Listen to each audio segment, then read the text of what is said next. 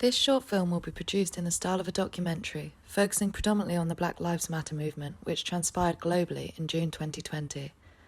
After the killing of an American citizen in the US, protests across the globe took place fighting for black lives.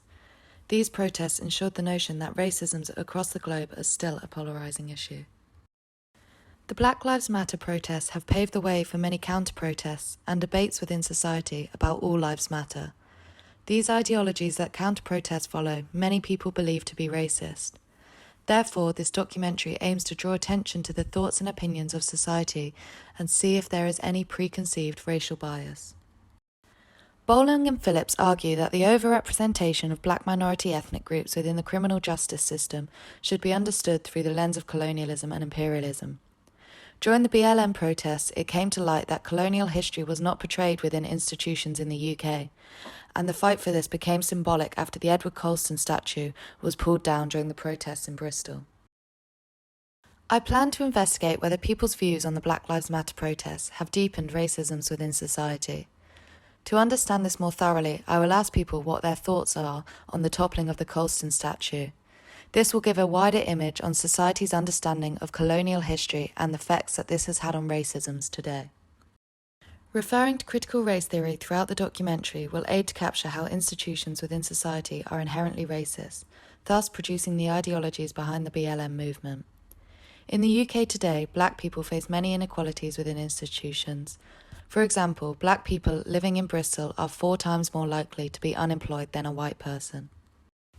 Gaining an understanding of societal views alongside facts and figures on black people living in the UK will help to shape this documentary by informing society and institutions of the inequalities that people still face.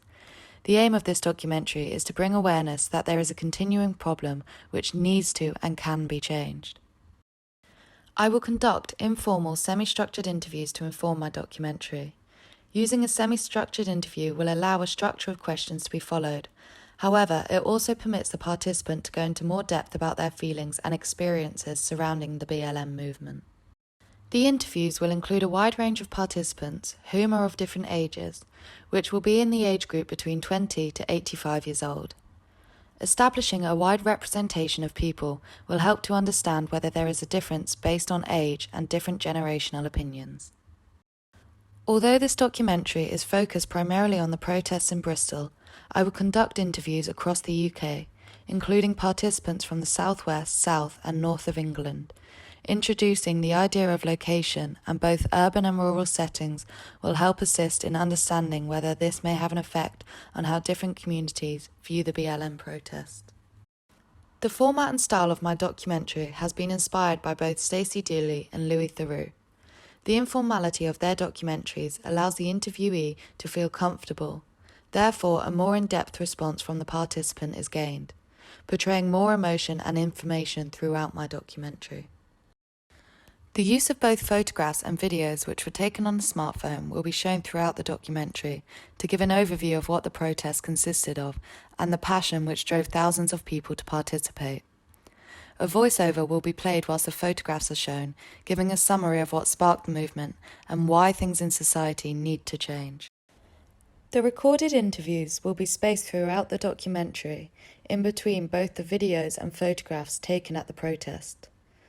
This is so that the documentary flows well and is aesthetically pleasing in order to entice the viewer. The interviews conducted will be recorded on both a smartphone and a GoPro to ensure I am getting the best quality footage. Due to COVID-19 and socially distancing rules, some interviews may also be conducted via Zoom.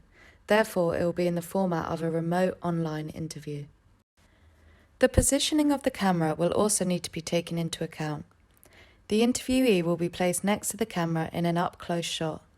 This is to ensure that all feelings and emotion are captured on screen, to convey the wider message about Black Lives Matter. To ensure that the interviewee is not distracted by the camera, I will position it so that they are not directly facing the camera. The footage will be captured slightly to the left of the participant so that there are no distractions. However, by using this angle, I am still able to capture their facial expressions. Capturing my documentary through black and white image is an extremely powerful way to express emotion. By eliminating colour from my documentary, the viewers will be able to focus purely on the sentiment of the message, provoking empathy and emotion for the viewer. The influence behind my documentary is from the understanding of the racial issues and inequalities that Black people face globally. It is a continuing issue which millions of people endure, and in particular, many of my close friends have had to accept during their lifetime. Projecting people's views on the movement can help to comprehend how and why racism still exists today, and whether individuals believe that it is a polarizing issue which needs to be changed. Consent is essential when looking at the ethics of a documentary. Therefore, when producing my documentary, a consent form will be made and completed before any interviews are conducted. The participants will be informed that any video footage will be uploaded onto a public domain so that they understand what they are consenting to. The participant will also be permitted to watch any video footage that is taken of themselves, so that they are able to withdraw any part of the interview that they wish. This will ensure every participant is comfortable with what is being shown, so that they don't feel like they have been deceived. Finally, at the end of my documentary, I will conclude with what I have found from the interviews conducted, and how people's views towards the Black Lives Matter movement project onto a wider society. Ending with facts of the injustice and inequalities Black people face, and to give an understanding on how we can change this.